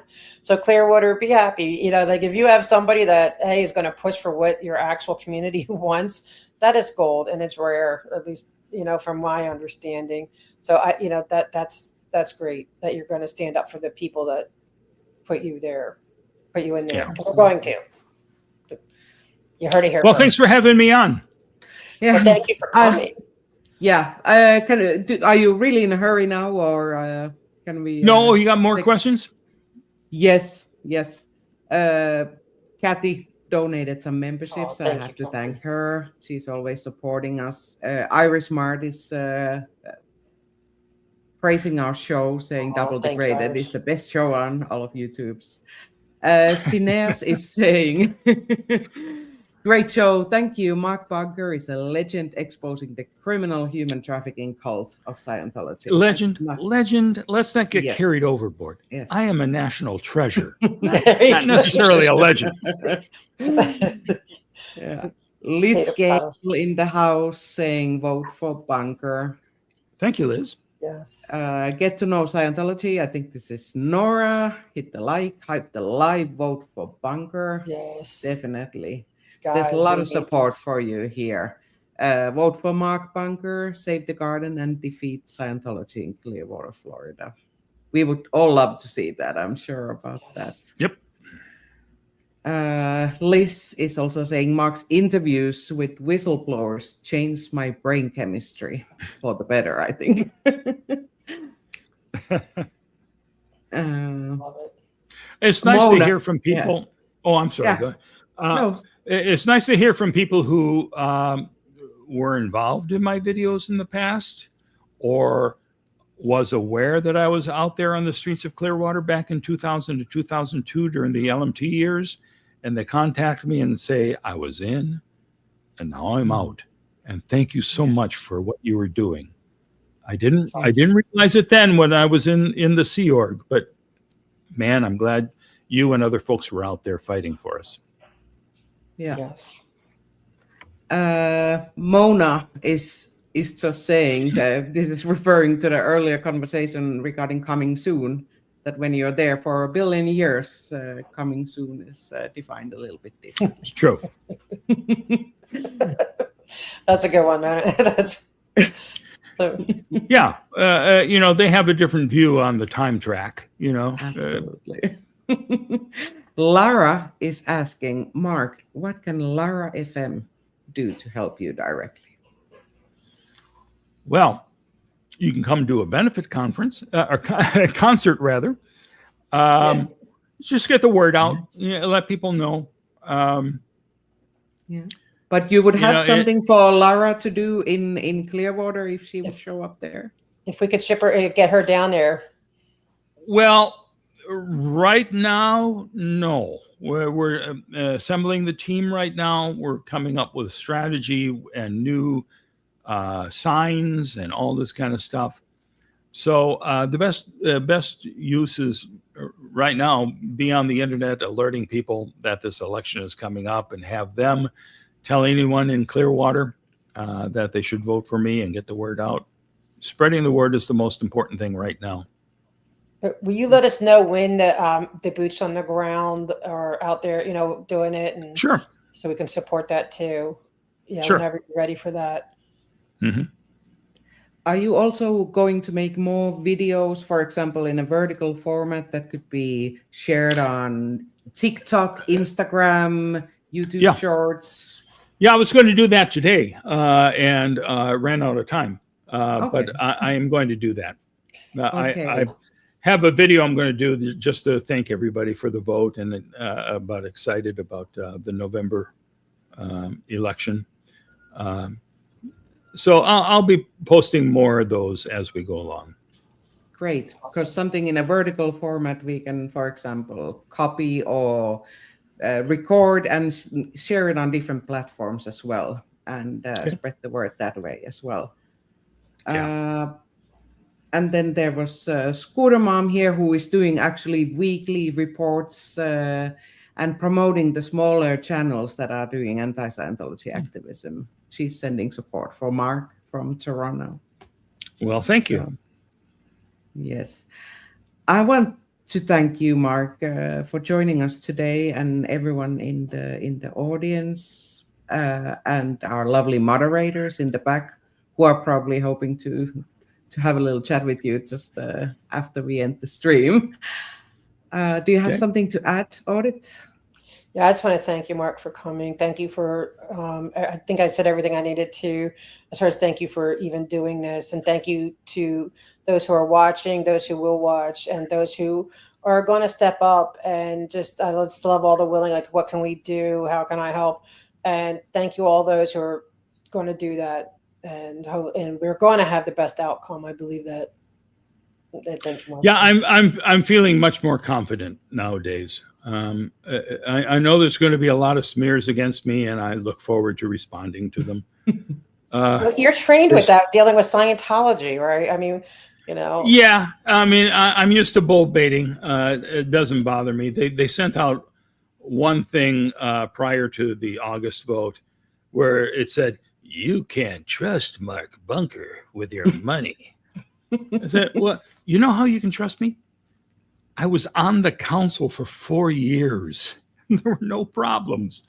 Our credit rating was high the entire time. It stayed stable. You can trust me." Yes. And you did a great, you were vice mayor, you know, like that, you were respected. And yeah, that's insane. I know. And they just do that, but we're used to it, right? So, and we all watching you will learn how you handle it, because that's a teaching mechanism too, right? It's like, how do you handle, because sometimes it's hard. Like when I got, you know, they wrote about me in the Freedom magazine, I was like, what the heck, you know, but you learn from others who handle. Wait a minute. You were in Freedom magazine? I am, yeah. Yep. I've been fighting for 27 years now, and I was on the council for 4 years. I expected a special issue just on my council work. They never Scientology. They didn't want to draw any attention to me. I so disappointed. I wanted to have a cover that I could show around. Hey, look, I made it. Yep, I know. It's like you made it, and I know they're too scared to put you on there, because I would think that would be like good campaign here. Like, you know, for anyone that doesn't want Scientology expanding here, you could tell. Yeah. I'm going to help you. But yeah, I mean, Yeah, even like, way I'm back proud of when. it. Now I think it's funny. I think it's hilarious. Yeah. I love it. They stopped talking about me decades ago because they didn't want people going to look at my videos. Absolutely. So and they learned early on. If you Google your name, you are infamous or notorious or whatever word they would like to say. But National you treasure. get a lot of hits on Google. That's all. Yeah. And so thank you. And yeah, but we're learning, you know, we learn from people who are going through all this stuff, and maybe people will get inspired to run in their area too. So I always think it's a good learning, and we watch from people doing it. And so, and you know, I'm just a guy. I don't have a big political party behind me, really. I don't have any experience prior to this of running for office. And I just said, well, now's the time to do it. And it worked out. And I had a chance to prove myself over those first 4 years. And I've heard from people that I respect who are part of the political firmament around this area, who say that I grew into the job and they really learned to respect me. And I appreciated that.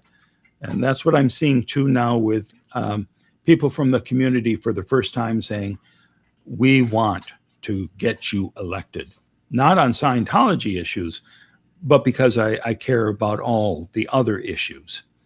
And I mean, that's a really nice feeling to know that people think you're making a difference.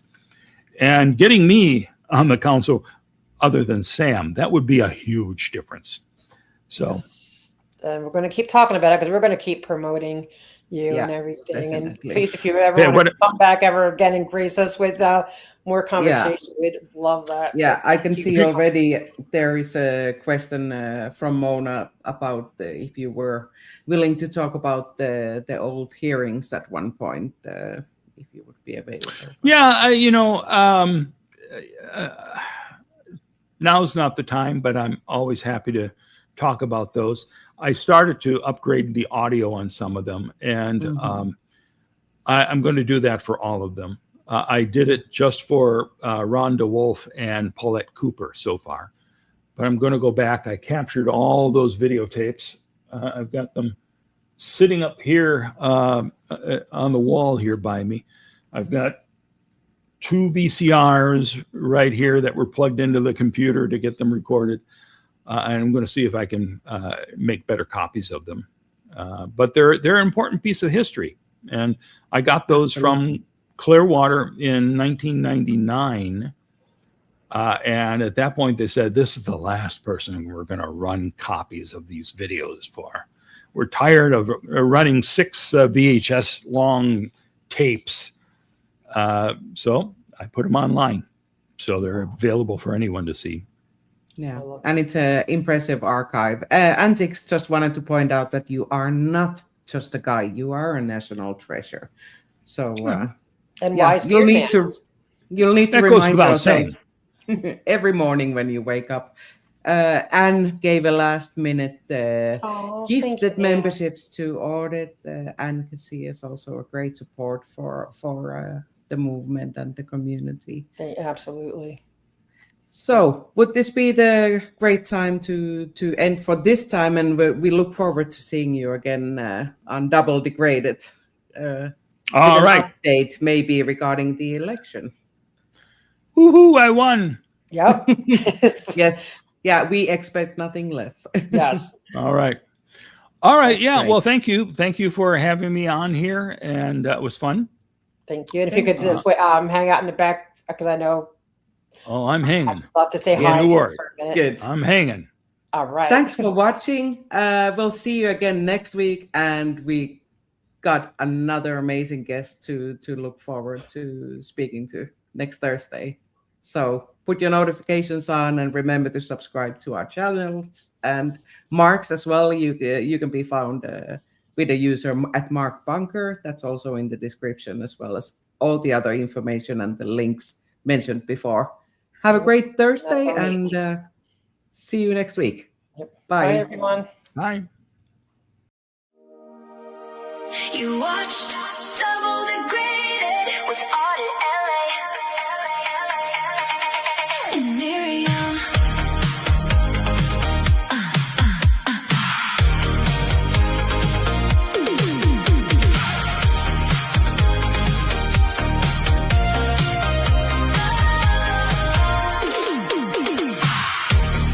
Double Degraded with Audit LA and Miriam. Your weekly report, the story stated, shining a light where the dark's been dim. Every voice that has been muted finds a way to break the bubble. Every truth that was disputed now is causing double trouble. Double the truth, double the trouble. Turn it up loud, let it burst like a bubble. Week after week, we uncover the faded. Welcome, welcome to Double Degraded.